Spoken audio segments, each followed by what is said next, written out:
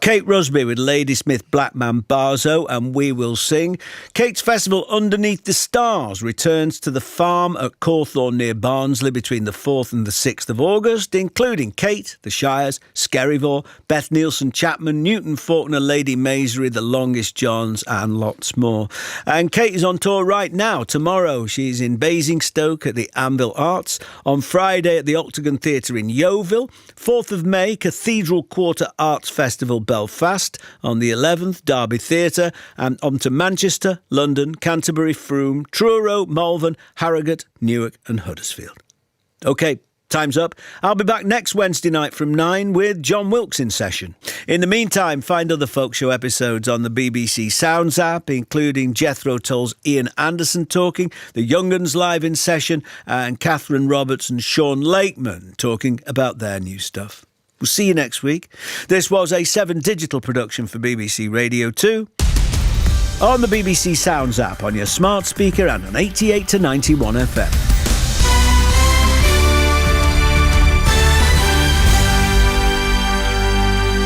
BBC News at 10 o'clock. This is Catherine Cracknell. More than 500 people with British passports and visas have managed to get onto evacuation flights out of Sudan. 6 RAF planes have left an airfield near Khartoum, taking passengers to Cyprus. The first connecting flight from there to the UK landed at Stansted this afternoon. MPs have backed the government's illegal migration bill by 289 votes to 230.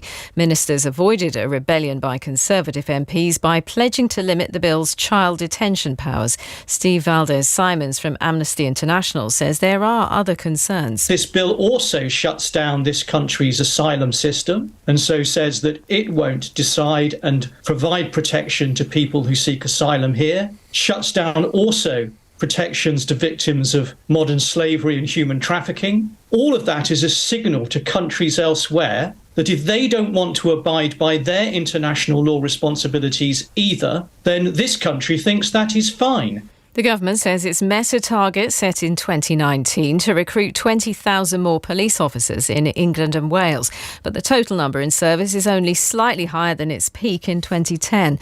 The policing minister, Chris Philp, insists it's a significant achievement.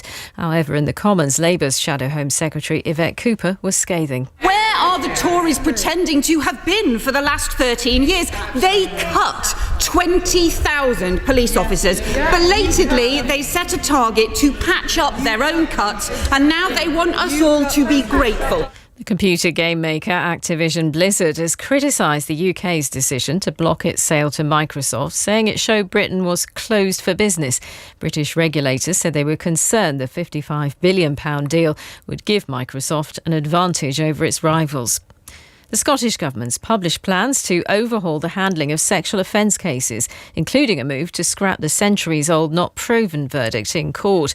The bill, if passed into legislation, would pave the way for a pilot of judge-only rape trials and a specialist court to deal with serious sexual offences. Tony Lenihan KC is the president of the Faculty of Advocates Criminal Bar Association. I have a suspicion that it will put Scotland at or about the bottom of the ranking for countries that value the innocence of their citizens.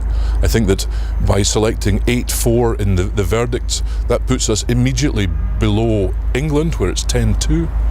And it shows that for some reason the presumption of innocence in Scotland matters less with Scottish citizens than it does south of the border. Football and Manchester City have taken a major step towards retaining the Premier League title with a 4-1 victory at home against the leaders Arsenal. The Gunners remain top, 2 points clear of City, but Pep Guardiola's side have 2 games in hand. And the weather largely cloudy and dry for most of the UK. And that's the BBC News at 3 minutes past 10. 1, 2, 3, 4, 5, 6, 7, 8. It's Trevor Nelson's Magnificent 7.